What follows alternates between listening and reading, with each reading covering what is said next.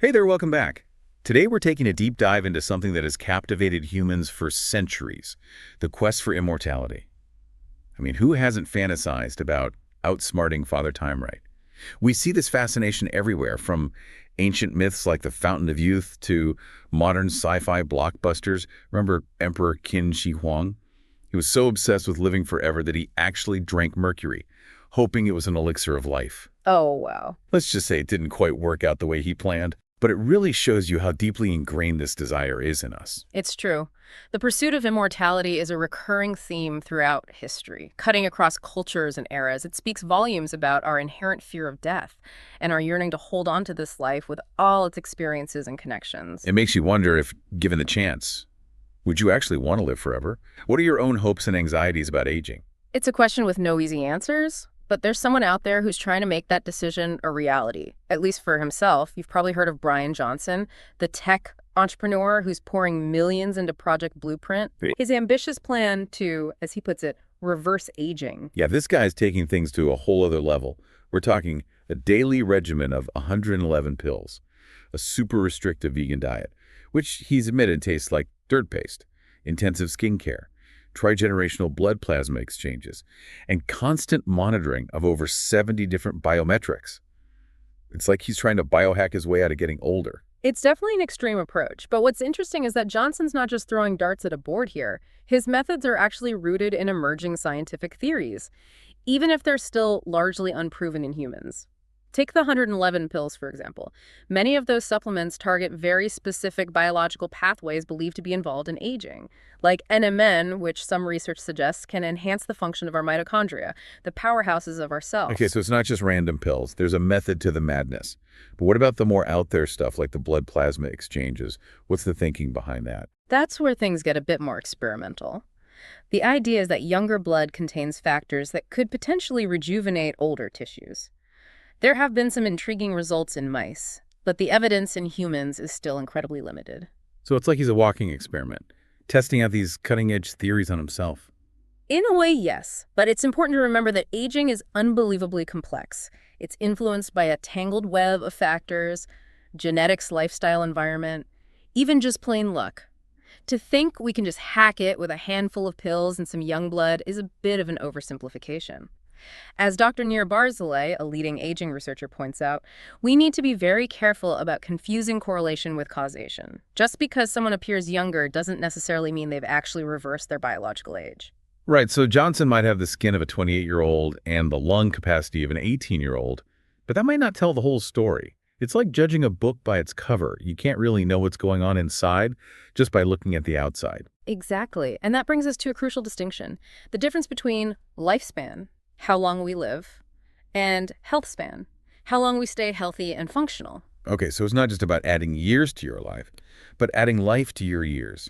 That makes a lot of sense. Precisely. And even if Johnson's extreme approach doesn't achieve immortality, it highlights this crucial concept of health span. It's about maximizing the years we spend feeling vibrant and capable, not just adding years to our lives, but adding life to our years. And that's something we can all work towards regardless of our bank accounts or access to experimental treatments. So what can the average person do to boost their health span? Are there any practical takeaways here? Absolutely. A lot of it boils down to things we already know are good for us. It's just about putting them into practice consistently. Things like getting enough sleep. Aim for that sweet spot of 7 to 9 hours, eating a balanced diet that's rich in plants and low in processed foods and added sugar, and engaging in regular physical activity. Even just a brisk walk each day can make a difference. Okay, so the basics still matter. But are there any specific insights from Johnson's project that we can apply to our own lives? One thing that stands out is his emphasis on monitoring and tracking various health markers.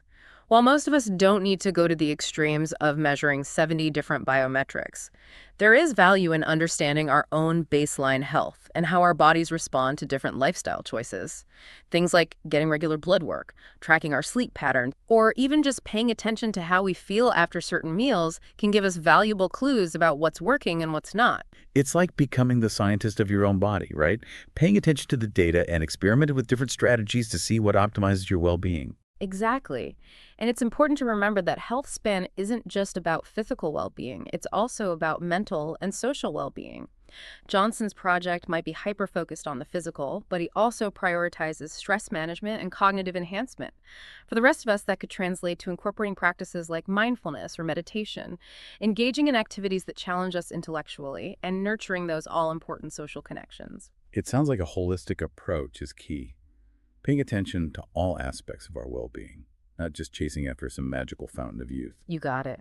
And you know what's really empowering? A lot of these strategies are within our control, regardless of our age or genetic predispositions. We can choose to prioritize sleep, nourish our bodies with nutritious foods, move our bodies regularly, and engage in activities that bring us joy and fulfillment. These choices compound over time, creating a ripple effect that can significantly impact our health span. While we're on the topic of longevity, it's hard not to think about the broader societal implications of extending human lifespans. I mean, what would a world where people routinely live to 150 or even 200 look like? It's mind-boggling, isn't it? It would require us to rethink so many aspects of our society, from retirement planning and healthcare systems to the very structure of our families and communities. Imagine the impact on the job market, the environment, even just the sheer logistics of housing and resources for such a large, long-living population. It's like opening a Pandora's box of questions. Would people still be motivated to work and achieve if they had centuries ahead of them?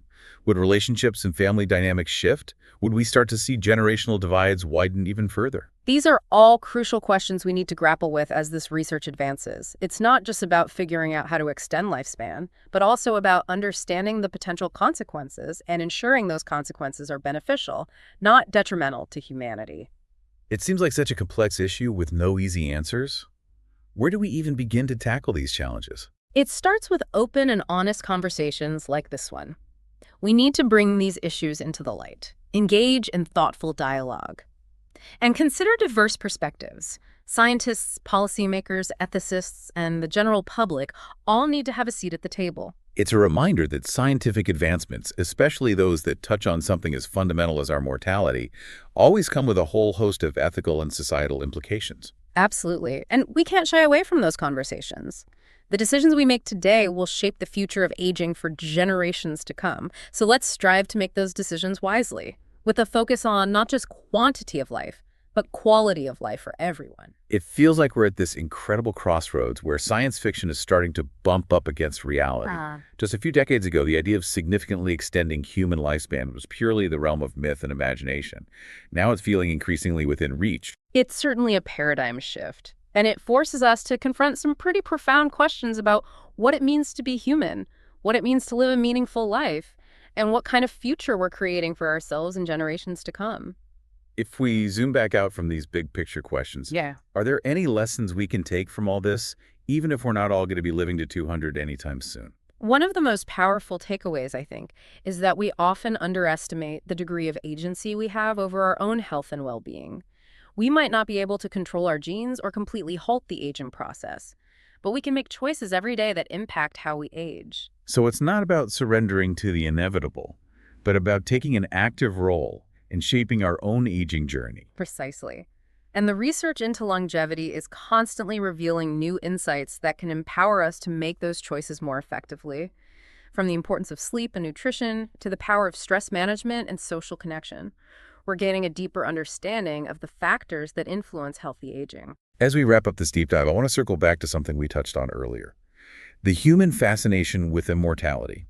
Bryan Johnson's approach might be extreme, but it taps into this primal desire that's been with us for millennia. It's a powerful reminder of our deep-seated yearning for more time, more experiences, more life. And while the prospect of radical life extension might still feel like a distant horizon, the research happening today is paving the way for a future where we can all live longer, healthier, and more fulfilling lives. And even if we don't crack the code of immortality, the pursuit itself is leading to incredible breakthroughs that benefit us all here and now. It's pushing the boundaries of scientific understanding and inspiring us to reimagine what's possible. It's a journey filled with both promise and uncertainty. But one thing's for sure, it's a journey worth taking. So let's stay curious, stay engaged, and keep exploring the ever-evolving frontier of longevity. Well said. And on that note, we'll sign off for today. Thanks for joining us on this deep dive. We'll be back next time with another exploration of cutting-edge science and its implications for our lives. Until then, take care and keep those brains buzzing.